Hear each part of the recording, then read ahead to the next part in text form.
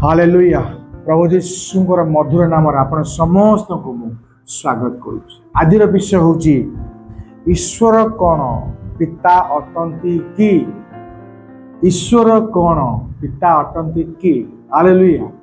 जी जगत को बनैला, जी ब्रह्मांड को बनैला, ब्रह्मांड क्या प्रत्येक विषय को बनैला, जी मनुष्य को बनैला, से ईश्वर कौन मनुष्यर पिता हो पारे? हालेलुया। कारण लोक मैंने भावती ईश्वर आमनकर सांग हो पारे, ईश्वर आमनकर मालिक हो पारे, ईश्वर आमनकर ईश्वर हो पारे। कि ईश्वर कौन जो मनुष्य को सृष्टि कले, जे विश्व ब्रह्मांड को सृष्टि कले, सीए कौन मनुष्य पिता हो पारे कि? हालेलुया। आज आम आलोचना करबा बाइबल कौन कहे जे ईश्वर कौन पिता अटंती कि? ता पूर्व आम जानिबा गोटे पिता को आम कहीं पिता बोल डाकी था, बापा बोल डाकी था, कारण ता भितर किसी गुण देखा जाए, बापा हबार पिता हबार किसी गुण देखा जाए।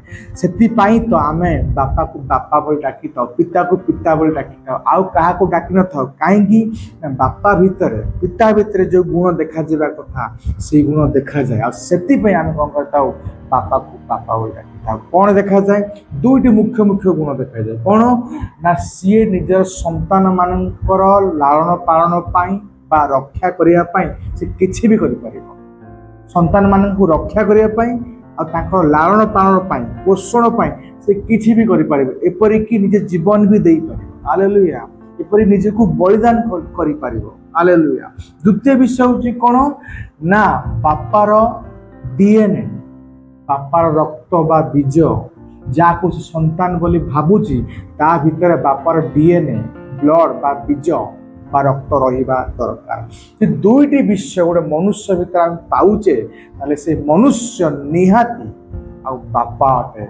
आ सेई पिला माने सेई लोक माने सेई बापार संतान आ संतति अटन। आज हम जानिबा प्रकृति रे कोन ईश्वर भितर आउ मनुष्य को रक्षा करिया पाई ता लालन पालन करिया पाई निजको कौन सी विश्व पाई प्रस्तुत होई थांती कि निजको बलिदान करि पारंती कि निजको आउ निजर जीवन को देई पारंती कि? आज हम से विषय जानिबा ता सहित जानिबा ईश्वरଙ୍କର कोन डीएनए गोटे मनुष्य भीतर अछि। जे दुईटी विषय रहइबो अर्थ ईश्वर मनुष्य को रक्षा करिया पाई ता लालन पालन करिया पाई किछि भी करि पारंती बा ईश्वर डीएनए मनुष्य भितर अच्छी। दुईटी विषय जे पाइबा ताले आम जानिबा ईश्वर मध्य मनुष्य मानकर पिता बा बापा हो पारे। हालेलुया।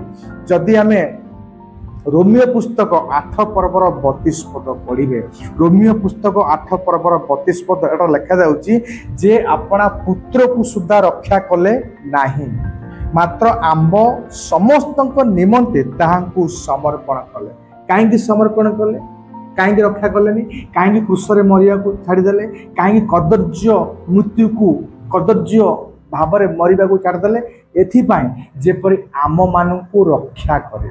हालेलुया। एथिपाई जेपरि आम मानकर लालन पालन बा पोषण करिवे सेथिपाई कोन कले ना एकमात्र पुत्र को कोन कले आम निमंते से क्रूसरे बलि कले। हालेलुया। आम देखु ईश्वर आम रक्षा करने आम लालन पालन पोषण करने निजर बहुमूल्य जार के मूल्य ही नहीं लिखा एकमात्र पुत्र को सुधा से रक्षा कले था।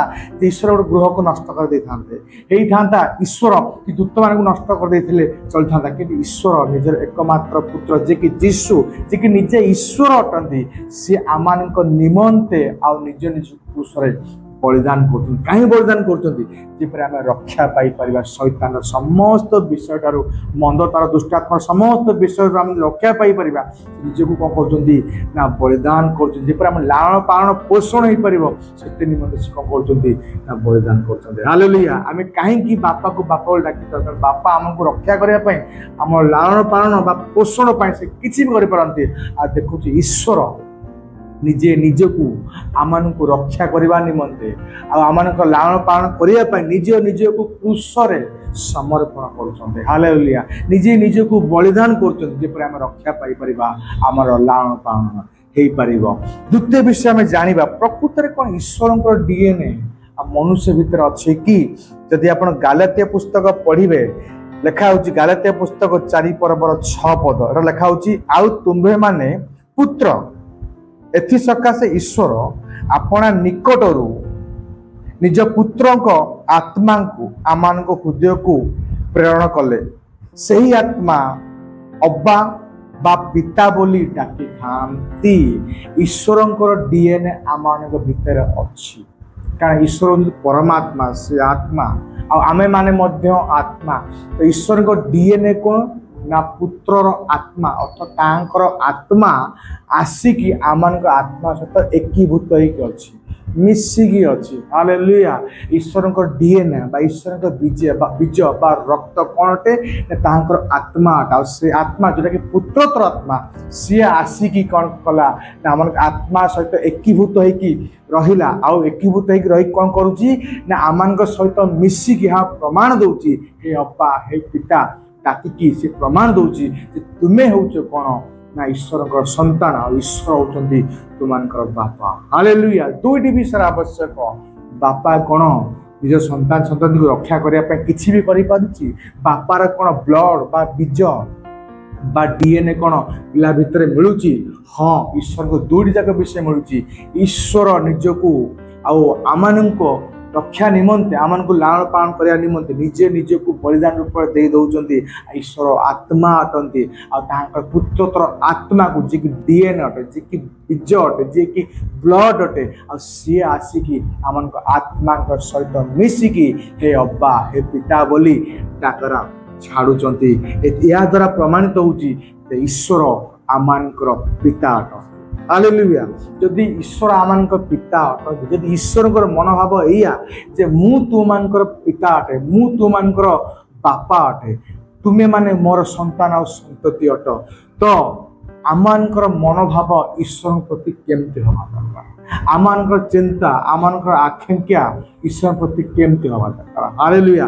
ସିଏ ଆମର ବାପା ହେଲେ, ଯଦି ଆମେ ତାଙ୍କର ସନ୍ତାନ ହେଲୁ, ଆମମାନଙ୍କ ମନୋଭାବ ବି ଆମେ ଯେ ତାଙ୍କର ସନ୍ତାନ, ସିଏ ଯେ ଆମର ବାପା ଅଟନ୍ତି ତାହା ହେବା ଦରକାର। ଅର୍ଥ ଯେତେବେଳେ ଆମେ ତାଙ୍କ ପାଖକୁ ଯାଉଛେ କୌଣସି ବିଷୟ ମାଗିବା ପାଇଁ, କୌଣସି ବିଷୟ ପାଇବା ପାଇଁ, କୌଣସି ବିଷୟ ଆଶା ରଖିବା ପାଇଁ, ତ ସେତେବେଳେ ଆମେ ଜାଣିବା ଦରକାର ଯେ ମୁଁ କେବଳ ଈଶ୍ୱରଙ୍କ ପାଖକୁ ଯାଉନି, ମୁଁ କେବଳ ସଦାପ୍ରଭୁଙ୍କ ପାଖକୁ ଯାଉନି, ମୁଁ କେବଳ ପରମେଶ୍ୱର ପାଖକୁ ଯାଉନି, ମୁଁ ପିତା ଈଶ୍ୱରଙ୍କ ପାଖକୁ ଯାଉଛି, ମୁଁ ପିତା ପରମେଶ୍ୱର ପାଖକୁ ଯାଉଛି, ମୁଁ ପିତା ସଦାପ୍ରଭୁଙ୍କ ପାଖକୁ ଯାଉଛି। ହାଲେଲୁୟା। କାରଣ ସିଏ ଆମର କେବଳ ଈଶ୍ୱର ନୁହନ୍ତି, ସିଏ ଆମର ବାପା ଅଟନ୍ତି, ସିଏ ଆମର ପିତା ଅଟନ୍ତି। ହାଲେଲୁୟା। ଯେତେବେଳେ ଆମେ ତାଙ୍କ ପାଖକୁ ଯାଉଛେ କୌଣସି ବିଷୟ କରିବା ପାଇଁ, କୌଣସି ବିଷୟ କରିକି ତାଙ୍କ ସହିତ ସହଭାଗିତା କରିବା ପାଇଁ, ତାଙ୍କ ଉପସ୍ଥିତିକୁ ଯିବା ପାଇଁ ଯେକୌଣସି ବିଷୟର ମାଧ୍ୟମ ନେଉଛେ, ସେସବୁ ମାଧ୍ୟମ ଗୁଡ଼ାକ ଆଉ ଏହା ହେବା ଦରକାର ଯେ ମୁଁ ମୋର ପିତାଙ୍କ ପାଖକୁ ଯାଉଛି ଏଇ ମାଧ୍ୟମକୁ ବ୍ୟବହାର କରିକି, ଯେପରି ମୁଁ ମୋ ପିତାଙ୍କ ସହିତ ସହଭାଗିତା ରଖିବି ଆଉ ଆଶୀର୍ବାଦକୁ ପ୍ରାପ୍ତ ହେବି। ଆପଣ ବାକ୍ୟ ଗୁଡ଼ାକ ପଢ଼ିଲେ ଆପଣ ଆଶ୍ଚର୍ଯ୍ୟ ହେବେ। ଖ୍ରୀଷ୍ଟିଆନ ଭାଇ ଓ ଭଉଣୀମାନେ ପରମେଶ୍ୱର ପିତାଙ୍କ ପାଖକୁ ବା ପିତା ପରମେଶ୍ୱର ପାଖକୁ ଯେତେବେଳେ ଯାଆନ୍ତି, ଯେଉଁ ମାଧ୍ୟମ ଗୁଡ଼ାକୁ ବ୍ୟବହାର କରନ୍ତି, ଆଉ ଯେତେବେଳେ ଆଉ ପଦ ଗୁଡ଼ାକ ପଢ଼ି ଆପଣ ଆଶ୍ଚର୍ଯ୍ୟ ହେବେ। ସେ ମାଧ୍ୟମ ଗୁଡ଼ାକରେ ପରମେଶ୍ୱର ପିତା, ସ୍ୱର୍ଗସ୍ଥ ପିତା, ଗୋପନରେ ଥିବା ପିତା ବୋଲି ଏଇଭଳି ଲେଖାଯାଉଛି। ଆମେ ଜାଣିବା କିଛି କିଛି ପଦ ପଢ଼ିକି ଆପଣ ଆଶ୍ଚର୍ଯ୍ୟ, ପଦ ଗୁଡ଼ାକରେ ହିଁ ପରମେଶ୍ୱର ଯେ ପିତା ଅଟନ୍ତି ତାହା ପ୍ରକାଶ କରିଥାଏ। ଯଦି ଆପଣ ମାଥ୍ୟୁ 6 ପର୍ବର 18 ପଦ ପଢ଼ିବେ, ମାଥ୍ୟୁ ଲିଖିତ ସୁସମାଚାର 6 ପର୍ବର 18 ପଦ ପଢ଼ିବେ, ଏଟା ଲେଖାଯାଉଛି ଯେପରି ତୁମର ଉପବାସ, ଏଠି ଉପବାସ ବିଷୟରେ ଲେଖାଯାଉଛି। ଆମେ ଉପବାସ କାହିଁ କରିଥାଉ? ଯେପରି ପିତା ଈଶ୍ୱରଙ୍କ ଛାମୁକୁ ଯାଇପାରିବା, ତାଙ୍କ ଉପସ୍ଥିତିକୁ ଯାଇପାରିବା, ବା ମୋ ପ୍ରାର୍ଥନା ବା ଆମଙ୍କ ପ୍ରାର୍ଥନା ଯେପରି ପିତା ଶୁଣିପାରିବେ। ଲେଖାଯାଉଛି ଯେପରି ତୁମର ଉପବାସ ଲୋକମାନଙ୍କ ସାକ୍ଷାତରେ ନ ଦେଖାଯାଇ। ଯଦି ଆମେ ଉପବାସ କରୁଛେ, ଲୋକମାନେ ଦେଖୁଛନ୍ତି ବା ଲୋକ ଜାଣୁଛନ୍ତି ବା ଲୋକକୁ ଦେଖାଣିଆ କରିବା ପାଇଁ, ଲୋକକୁ ଦେଖିବା ପାଇଁ ଜାଣି ଶୁଣି ମୁଁ ଉପବାସ କରୁଛି, ତାହେଲେ ମୁଁ ପରମେଶ୍ୱର ଠାରୁ କୌଣସି ପ୍ରକାର ଆଶୀର୍ବାଦ ପାଇବି ନାହିଁ। କାରଣ ମୁଁ ଜାଣି ଶୁଣି ସେ ଉପବାସକୁ ଲୋକଙ୍କୁ ଦେଖେଇଲି। ହାଲେଲୁୟା। କିନ୍ତୁ ଲେଖାଯାଉଛି ଯେ ଲୋକଙ୍କ ସାକ୍ଷାତରେ ନ ଦେଖାଯାଏ, ଗୋପନରେ ଥିବା ସ୍ୱର୍ଗସ୍ଥ ପିତାଙ୍କୁ ଦେଖାଯାଏ, ସେ ତୁମକୁ ଫଳ ଦେବେ। କାହାକୁ ଦେଖାଯିବ? ଏ ଲେଖା ହେଉଛି ପରମେଶ୍ୱର ଦେଖାଯିବ, ଏ ଲେଖା ହେଉଛି ସଦାପ୍ରଭୁ ଦେଖାଯିବ, ଏ ଲେଖା ହେଉଛି ଈଶ୍ୱର ଦେଖାଯିବ, ଲେଖା ହେଉଛି ଗୋପନରେ ଥିବା ସ୍ୱର୍ଗସ୍ଥ ପିତା। ହାଲେଲୁୟା।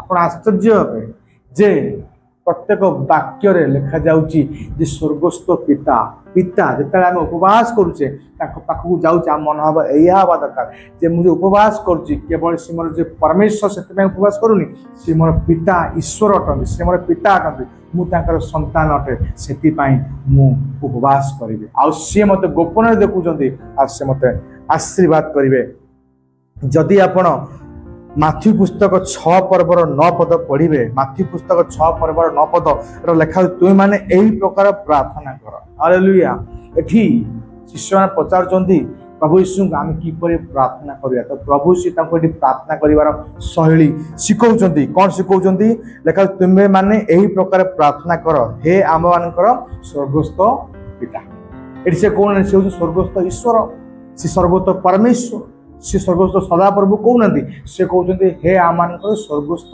पिता जब हम प्रार्थना भी करुचे ताले यही मनोभाव नहीं करिया कथा सी होती मोर स्वर्गस्थ पिता पिता अटंती सी मोर निकट प्रार्थना करुच्ची कारण सी मोर बापा अटंती स्वर्गस्थ पिता अटंती आ मु जहाँ मागिबी से मते देवे प्रिय भाई भौणी मैंने आज पर्यंत कौन आप उपवास केवल ईश्वर भाविकी करी आसुले आज पर्यंत आप प्रार्थना कौन ईश्वर को परमेश्वर परमेश्वर भाविकी करी आसुले किंतु जानतु सी आपनकर बापा अटंती हालेलुया जदि आप उपवास करूँ जानतु यही मनोभाव नहीं आसतु सी आपनकर स्वर्गस्थ पिता अटंती आपण प्रार्थना करुँच मनोभाव प्रार्थना करूँ सी आपनकर स्वर्गस्थ पिता अटंती कारण पिता भितर जो गुण रहा दरकार ताठार ढेर बड़ी गुण अच्छी सी निजकू देदेले आपको रक्षा करने लालन पालन करने सी निजक बलिदान करदे जपरी आपंकर पालन पोषण हो पार सहित सहित ईश्वर डीएनए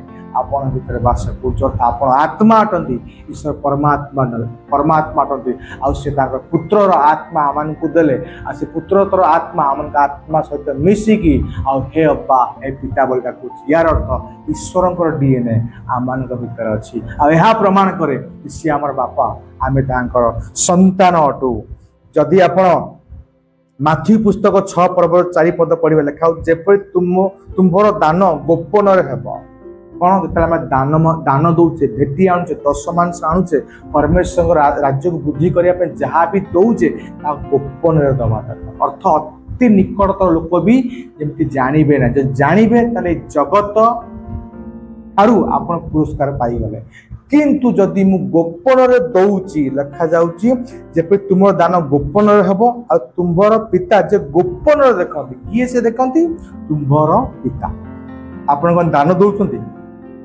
आप भेटी दौरान आप दशमांश दौरान आप परमेश्वर राज्य को वृद्धि करने किसी ना कि दौरान दान कर वितरण कर तो यही मनोभाव नहीं आसतु मु जहाँ को दौची जहाँ निमंते दौची जो दौची सी होती मोर बापा सी होती मोर स्वर्गस्थ पिता सी होती मोर स्वर्गस्थ पिता जी की मत गोपन देखते हालेलुया लिखा जाउची माथ्यू पुस्तक 6 पर्वर 32 पद माथ्यू पुस्तक 6 पर्वर 32 पद लिखा आम चिंतित हवा ना हालेलुया आम चिंता करवा ना कौन खाइबा कौन पिंधिबा कौन करवा भविष्य कौन विषय को लेकिन आम चिंतित हवा ना कारण आमर परमेश्वर जे कि स्वर्गस्थ पिता लिखा यही समस्त विषय जे तो मानकर प्रयोजन ताहा तो मानकर स्वर्गस्थ पिता जानती माथ्यू 6 पर्वर 32 पद लिखा यही समस्त विषय कौ समस्त विषय मतलब मोर आवश्यक पिंधा मोर आवश्यक रहा मोर आवश्यक खाइबा मोर आवश्यक यही विषय करने से विषय करने यही समस्त विषय जे तुम प्रयोजन यह तुम किए जाने स्वर्गस्थ पिता हालेलुया आपन आवश्यक अच्छी आपन मागुणी कर मागुचंती अहर तांको निकट आपण आउ निजर अर्धली निजर निवेदन को रखुचंती तो यही मनोभाव नहीं कि रखंतु सी आप स्वर्गस्थ पिता अटंती आ सी आप प्रयोजन को जानती आ ठीक समय से आपन को ताहा देबे हालेलुया तो जहाँ जहाँ विषय परमेश्वर पाखक आपण आसुचंती उपवास करुचंती कि तो जानतु सी आप पिता बोली आपन भेटी दौरान कि जानतु सी आप पिता बोली आप प्रार्थना करुँच कि जानतु सी आप पिता बोली आप चिंतित अटंती तो आप जानतु आप आवश्यक आप स्वर्गस्थ पिता जानती कारण से केवल ईश्वर नुहति से पिता ईश्वर से केवल परमेश्वर नुहति से पिता परमेश्वर नुहति से केवल सदाप्रभु नुहति से पिता सदाप्रभु अटंती हालेलुया ईश्वर कौन पिता अटंती कि हाँ दिया ईश्वर पिता अटंती आपणकर पिता अटंती हालेलुया जेपरी आपण माने आपन संतान संतति की भल पाउचंती सेही भली तार काहे केते अधिक गुण रे ईश्वर आमान को भल पाउचंती सेति पाई तो निज जीवन को आमान को निमंत्रण देले जेपर हमको रक्षा करि परिबे लालन पालन करि परिबे हालेलुया सेति पाई तो तांको डीएनए आमान को देले जे कि पुत्रतर आत्मा आमान भीतर आसीकी अब्बा हे पिता बोली आ डाकती हालेलुया आपण माने ईश्वरंकर संतान अटंती हालेलुया आपण ईश्वर आपणकर पिता अटे ईश्वर आपणकर बापा अटंती कौनसी विषय भयभीत हुअतु ना जेतेले गोटे बापा आ तार संतान संतति पाखरे थांती पिला माने डरंतिनी कारण से जानिचंती बापा अछन हालेलुया ये जागतिक बापा नुह ये होचंती गोटे बलर बल पर्यंत सीमित नुहति ये होचंती राजा मानक राजा प्रभु मानक प्रभु समस्त आधिपत्य समस्त कर्तापण शैतान शैतान सहित थिया प्रत्येक आत्मा सबु जाक ईश्वरंकर अधीन आ से ईश्वर जी के आमनक बापा सी आमनक सहित अछंती हालेलुया केही आपन को डरै परिबेन कि आपन को नुकसान करि परिबेन कि आपन क्षति करि परिबेन कि आपन नष्ट विनष्ट करि परिबेन काहे कि ईश्वर आमनकर बापा हालेलुया प्रभु यीशुकर गौरव और महिमा आसंत प्रार्थना करी शेष करिबा प्रभु यीशु मो धन्यवाद दे तू मोर बापा ईश्वर तुम मोर पिता अट सदा प्रभु तुम मोर बापा अट परमेश्वर तुम मोर बापा पिता तुम मोर बापा मुझे जाने मत मध्य बल दियो जेपरि तुम्हें मो प्रति बापा अट से मो मन भाव भी तुम प्रति पुत्रतर हो तुम जो मोर बापा यह मो विश्वास केते लोक देखिए समत आशीर्वाद प्राप्त हो धन्यवाद आज वाक्य पाए धन्यवाद प्रभु यीशु नाम मागु आमेन आमेन आमेन प्रभु यीशु जी के आमनकर बापा आपण समस्त को आशीर्वाद करो धन्यवाद।